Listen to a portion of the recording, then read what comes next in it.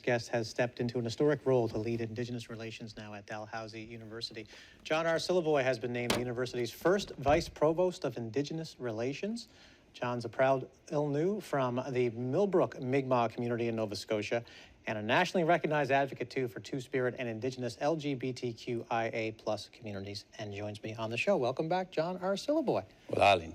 Yes. How are things? Yes. Everything's good? Things are very good. Good to have you back on the show again. Congratulations on this honor.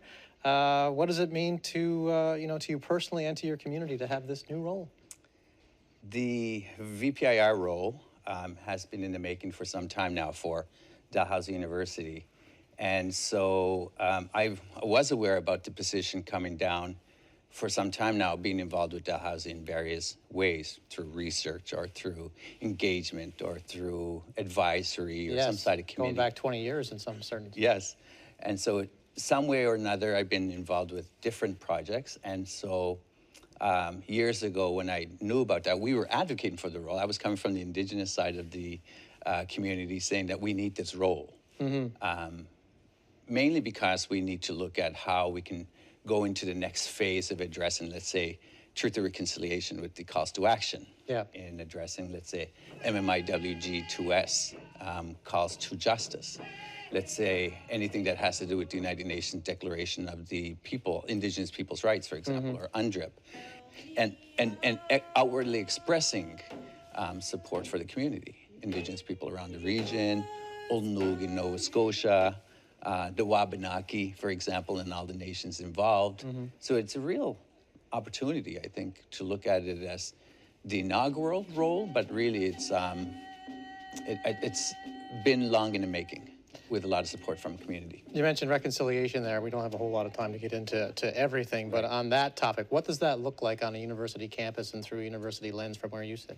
I've always looked at reconciliation as a point of departure. Really, the calls to action have now been 10 years in the making, but these calls to action have been long evolving from the community narratives and stories and experiences for decades. So for post-secondary, and specifically for Dalhousie University, being the largest post-secondary institution, has a huge mandate, and it has very many different areas that it can tackle, not only in curricula or developing programs for students on campus, but it's also for the larger community of Indigenous people at large in the Atlantic.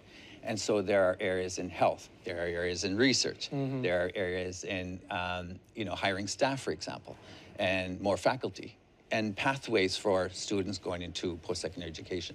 And then making sure that we try to indigenize. Mm-hmm. And that involves building relations continuously from the inside and the outside. Mm-hmm.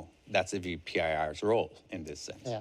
I know for you, you've been advocating on one side of this, but now you're on the inside, on the university side as well, and you'll be in this role for years to come. What do you hope to achieve in your role in the next few years?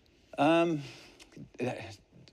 been thinking about this for some time now, knowing that I was in this position, but also thinking about it from the outside, looking in. It would be looking at, what are the ways in which we can build a lot of those pathways and addressing some of the gaps, some of the what I call potholes in the pathways mm-hmm. that may exist in making sure that we provide the best journey for education for all Indigenous people.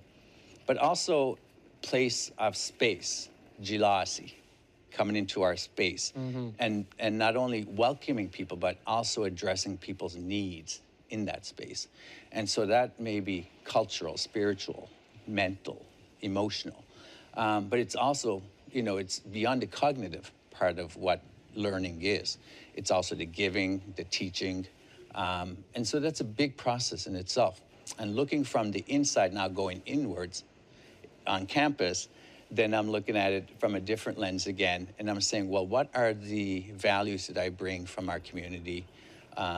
The perspectives that were given to us, embedded through language, cultural values. And I think part of it is to understand, okay, from Mi'kmaq and from Ulnoog and from our relatives and First Nations around the region, what is it that we can take from our worldviews and implement them into what indigenizing is on campus. On a lighter note, you're wearing pink today because you know it's Wednesday. Tell us a bit about the pink on Wednesday thing again.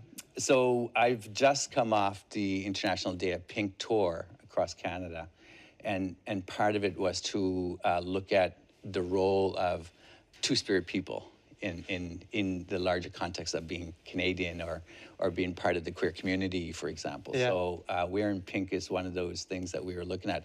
And it comes from the anti-bullying campaign that was born here in Nova Scotia. Yeah, Travis Price. And so it's become a symbol of pride, I guess, at the same time, looking at, we can impact people with things we do.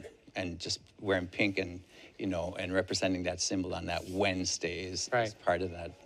Which kind of sharing comes of from the knowledge. movie Mean Girls or something Yes, too. that's right. I got to start wearing pink on Wednesdays. Yes, I get the memo. yes. John R. Syliboy, he is Dalhousie's first vice-provost of Indigenous Relations. Has been in the role for about a week with many years to come. Thanks so much for the time this morning and the conversation. Lonnie.